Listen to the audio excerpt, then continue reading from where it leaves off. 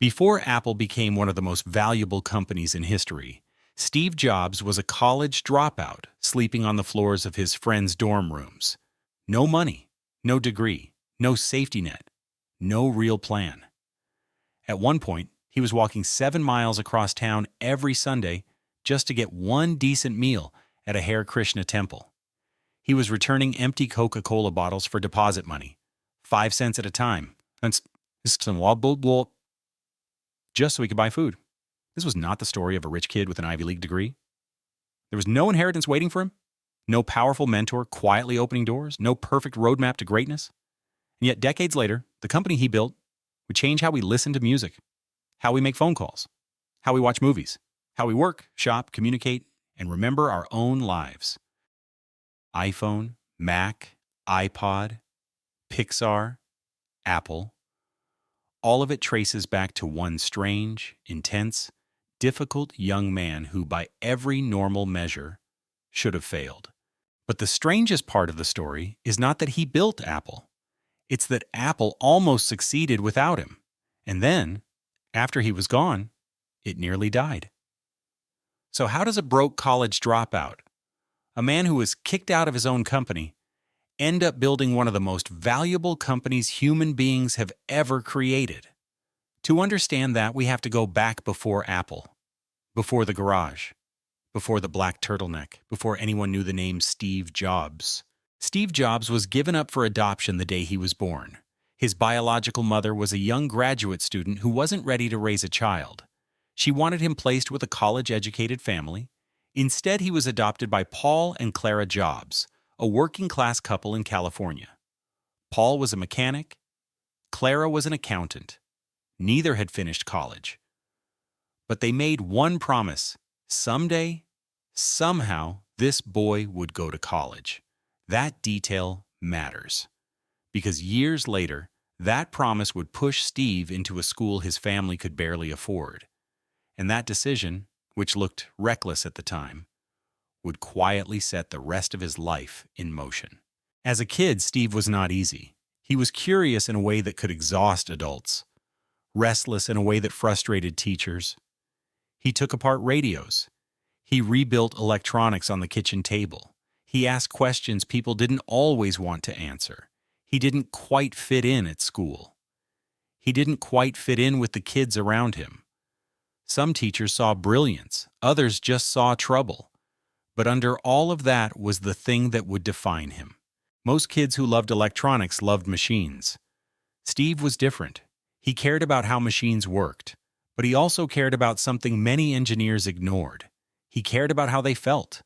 The shape, the weight, the click of a button, the box it came in, the font on the label, the feeling of opening something for the first time. To Jobs, a product was never just a product. It was an experience, almost a relationship.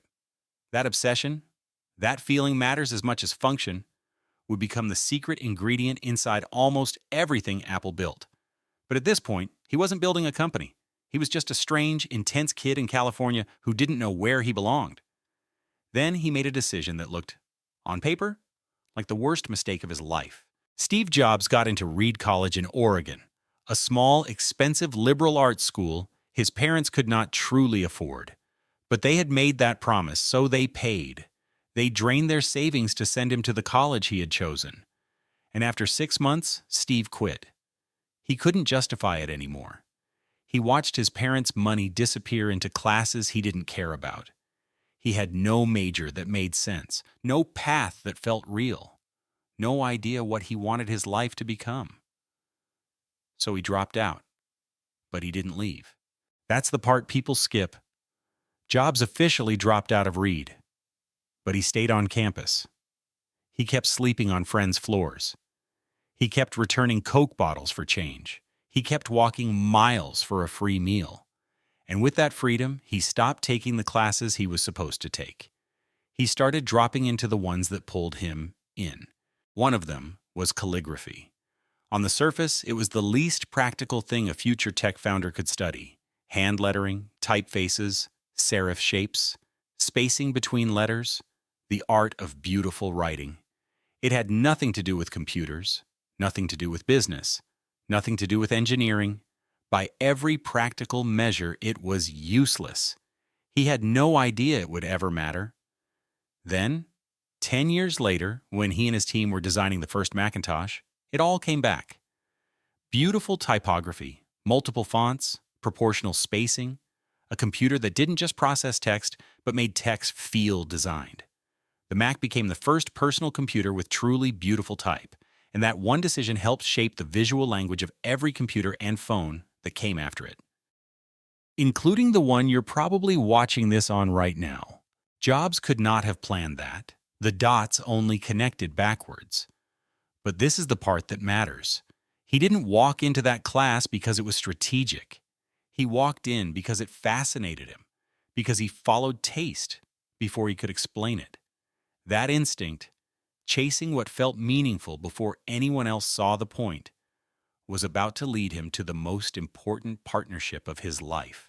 You've probably heard the story, two guys, a garage in California, a homemade computer, the birth of Apple. It sounds like a fairy tale, and like most fairy tales, it's only half true. Yes, there was a garage. Yes, there were two guys. But the version people love to repeat leaves out the part that actually matters. The two guys were not the same kind of genius. Steve Jobs met Steve Wozniak years before Apple existed. Wozniak, Woz, was the real engineering wizard. He could look at a circuit board the way a poet looks at a sentence. He built things other engineers thought were impossible, and he built them with fewer parts than anyone expected. If Woz had been alone in that garage, he probably still would have built amazing machines, but he might have given them away to friends. He loved engineering for its own sake. He didn't dream in markets. Jobs did. When Woz showed him the personal computer he had built as a hobby, mainly to impress people at a local computer club, Jobs saw something Woz didn't. He didn't just see a clever machine. He saw a product, a customer, a business. A future where ordinary people, not just engineers in labs, had computers on their desks at home. So Woz built the Apple on Jobs, sold it. That was the difference. Wozniak loved what the machine could do. Jobs loved what the machine could mean to the person using it. The Apple, I proved the idea. But the Apple II put the company on the map. It came in a real case. It looked approachable. It felt like something that could belong in a home, not just on a workbench covered in wires. Suddenly, Apple was not a hobby. It was a company. And this is where the garage myth needs correction. The garage didn't make Apple. Plenty of people had garages. Plenty of people had circuit boards and soldering irons. What made Apple was the combination. Wozniak's technical brilliance meeting Jobs' obsessive product instinct. One built the engine, the other built the dream around it. And that dream was about to grow faster than either of them knew how to handle. By the late 1970s, Apple was no longer a garage project. It had offices, employees, investors, a real stock price. When Apple went public, it created hundreds of millionaires almost overnight. Steve Jobs, the kid who had been returning Coke bottles for food money, was worth more than $200 million before he turned 25. He became the face of a new generation. Magazines put him on covers. Cameras followed him. He was young, intense, unpredictable, and nothing like the gray corporate executives who had ruled technology before him. Silicon Valley had a new kind of hero. But inside Apple, the story was getting more complicated. Jobs was not easy to work with. He had taste, vision, and standards that could feel impossible. A team could spend 6 months on something, and Jobs might dismiss it in one sentence. He obsessed over curves, colors, cables, fonts, packaging, details most executives would never notice. To some people, that was magic. He pushed them to do the best work of their lives. To others, it was a nightmare. He could be harsh. He could humiliate people in meetings, then act like it never happened. He demanded greatness, but he often made people pay for it. And then came the project he loved more than anything. the Macintosh. The Mac was not supposed to be just another computer. It was supposed to be the computer, a machine so simple that your mother, your grandfather, or anyone who had never touched a command line could sit down and use it. Not a computer for engineers, a computer for everyone. It was the most ambitious thing Apple had ever attempted. Jobs poured himself into it. But ambition has a cost. The Mac project was expensive. The launch stunned people, but the early sales were not strong enough. Other teams felt neglected. Executives felt steamrolled. The company was splitting around him. Jobs believed he was building the future, but the product he thought would change everything was about to help take everything away from him. This is the part of the story that still sounds impossible. Steve Jobs got fired from Apple, not gently moved aside, not given a graceful exit, fired, stripped of responsibility, shut out of decisions, forced to watch the company he had built keep moving without him. The board sided with the CEO Jobs himself had recruited from Pepsi. The Macintosh's slow start gave them cover. Jobs' behavior gave them the excuse. And suddenly, the man who had been the face of Apple was not in charge of anything. He was 30 years old. Imagine that for a second. You spend your 20s building a company from a garage into a Wall Street phenomenon. You attach your name, your identity, and your entire life to it. You sacrifice friendships. You burn bridges. You bet everything. And then, the people you trusted tell you to leave. Jobs later admitted that for months he didn't know what to do. He thought about leaving Silicon Valley. He thought about disappearing. He felt like a very public failure. The man who wanted to put a dent in the universe had been kicked out of his own universe. For most founders, that would be the end. Early success, loss of control, slow fade into history. But Jobs did something almost no founder ever gets to do. He came back. Not quickly, not easily, and not as the same man who left. The years away from Apple, the years people often skip, are the years that explain everything that came next. After Apple, Steve Jobs started over. He took the money he had, gathered a small group of loyal employees, and founded a new company called NeXT. The goal was enormous: build the next generation of computers for universities and researchers. Beautiful hardware, advanced software, no compromise. NeXT did not become a household name. The computers were expensive, the market was smaller than Jobs expected. In the consumer tech world, it looked like a disappointment, but underneath the disappointing sales, something important was being built. The software inside NeXT was years ahead of its time. The operating system was elegant, the development tools were powerful. The architecture was built for a future most of the industry couldn't see yet. That software would matter later, much more than anyone realized. At the same time, Jobs made another strange bet. He bought a small computer graphics division from George Lucas, a group of artists and engineers trying to create a new kind of computer animation. He renamed it Pixar. For years, Pixar lost money. It sold expensive hardware almost no one wanted. It made commercials. It made short films. Jobs kept writing checks just to keep it alive. So now he had two companies that, from the outside, looked like they weren't working. But something was changing in him. The Steve Jobs of early Apple was brilliant, but volatile, impatient, quick to dismiss people, quick to dominate a room. He believed in his vision so completely that anyone who slowed him down became an obstacle. The Steve Jobs of NeXT and Pixar was still intense, but he was learning different lessons. He was learning patience, not endless patience. He never became calm and easygoing, but enough patience to let creative work breathe. He was learning how to lead artists, not just engineers. He was learning that technology, design, and storytelling were not separate worlds. They were different languages for the same thing. And then, in 1995, Pixar released Toy Story, the first feature-length, fully computer-animated film in history. It exploded. Almost overnight, Steve Jobs was no longer just the founder who had been pushed out of Apple. He was chairman of one of the most exciting creative companies in Hollywood.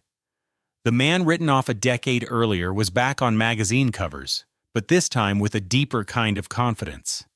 He had been forced into exile, and in exile, he had collected exactly what he would need later: better software, better instincts, better patience, and a sharper understanding of how technology could move people emotionally.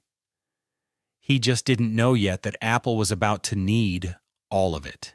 While Jobs was rebuilding himself, Apple was drifting.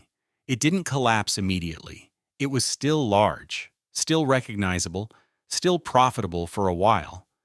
CEOs came and went. Strategies came and went. Each one promised a new direction. But the products told the real story.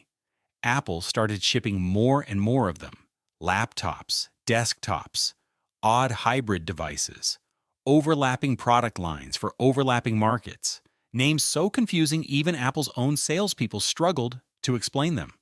Performa this, Quadra that, model numbers that sounded like license plates. The company was busy, always launching, always announcing. But it no longer felt like Apple.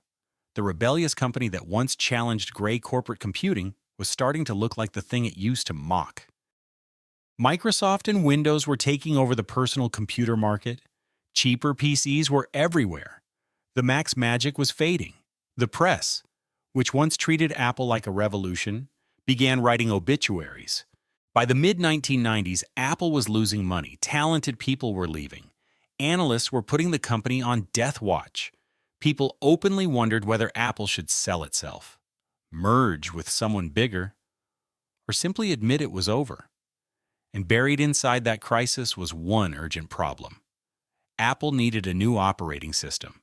The old Mac software was aging. The replacement projects were a mess. So Apple went shopping, and out there was a small company run by a strange, intense founder. A company that had quietly built exactly the kind of next-generation operating system Apple needed.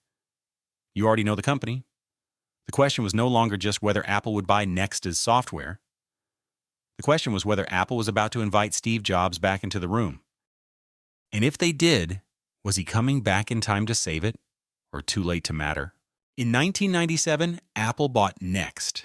And with that purchase, more than a decade after being pushed out, Steve Jobs walked back into the company he had founded.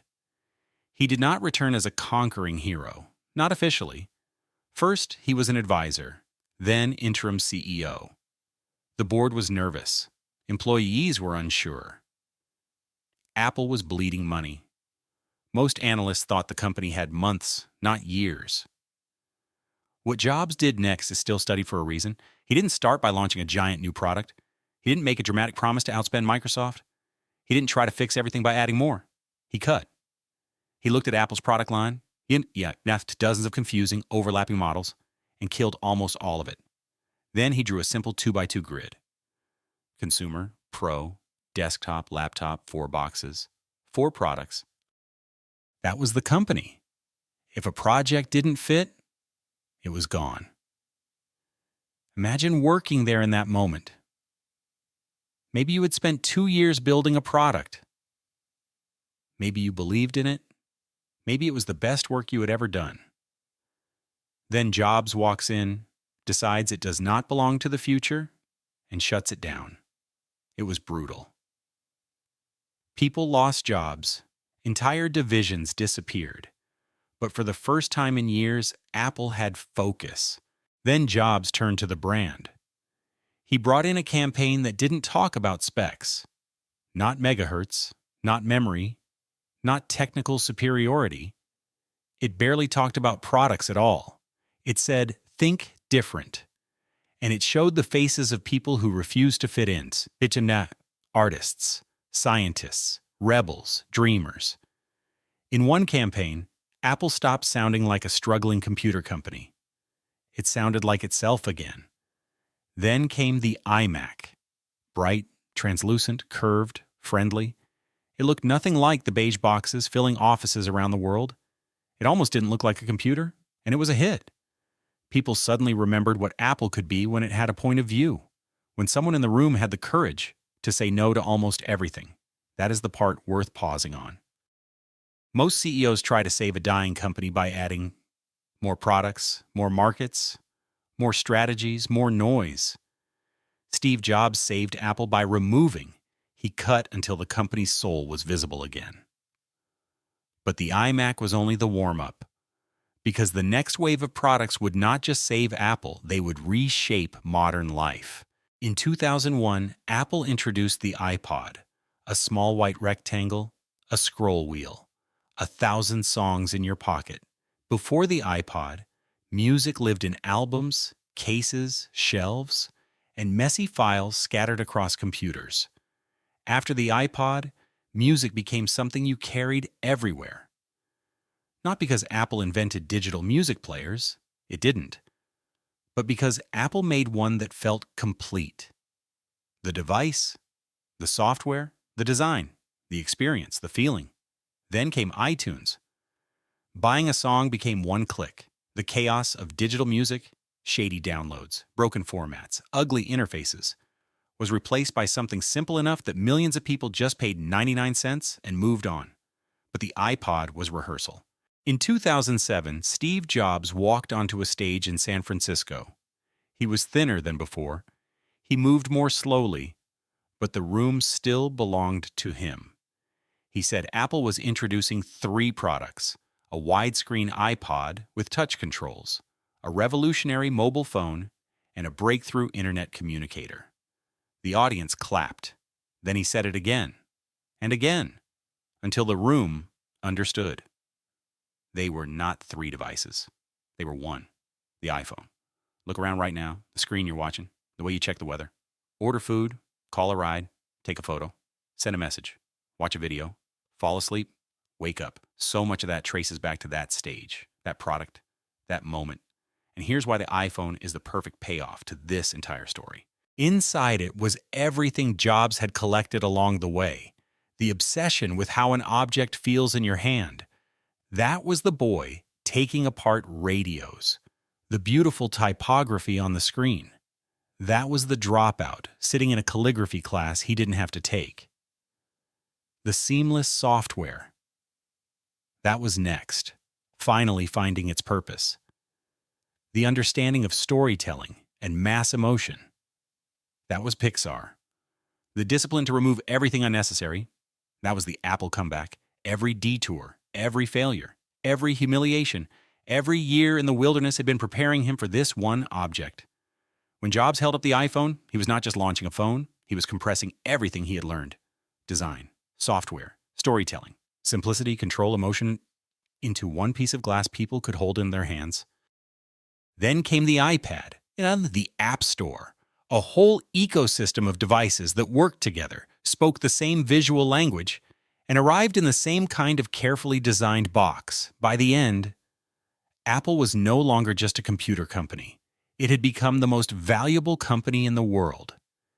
And billions of people had quietly reorganized their daily lives around the ideas Steve Jobs spent his life chasing.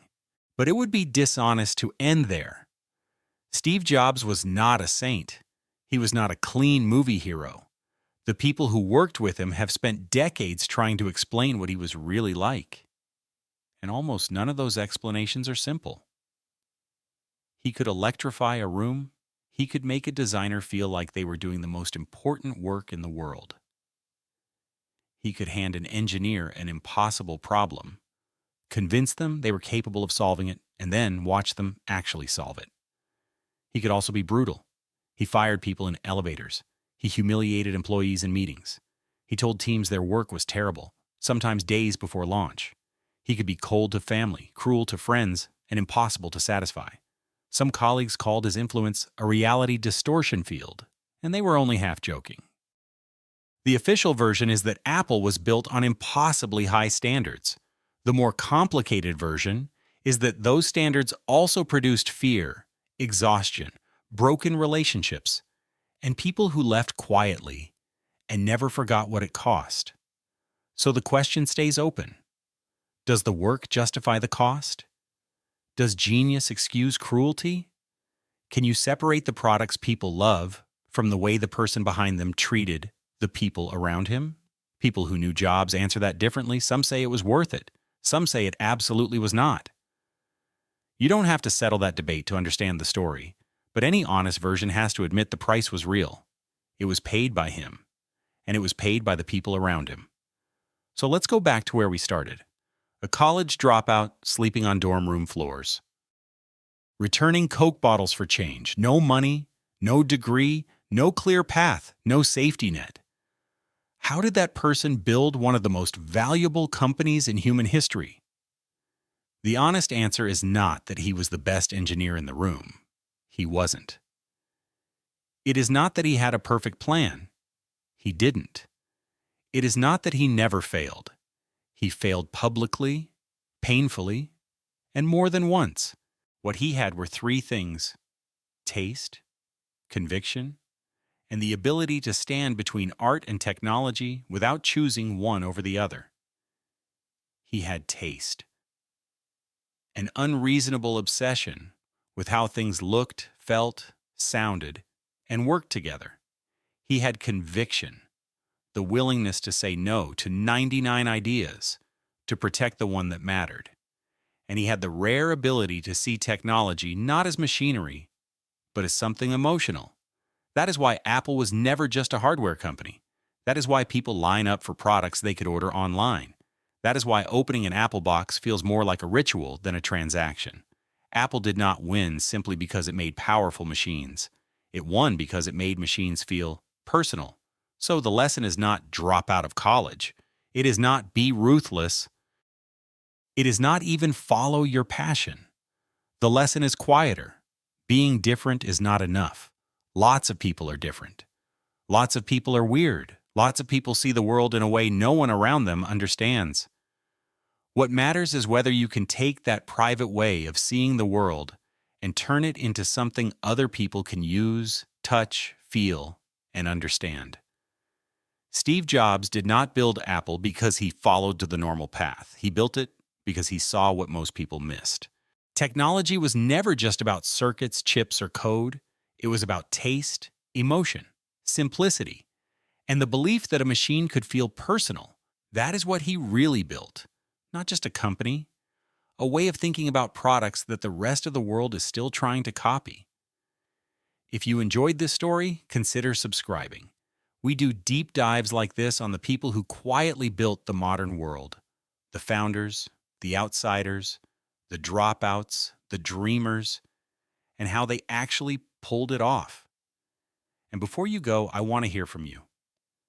Was Steve Jobs a visionary genius, a ruthless perfectionist, or both at the same time? Drop your answer in the comments. I'll be reading. See you in the next one.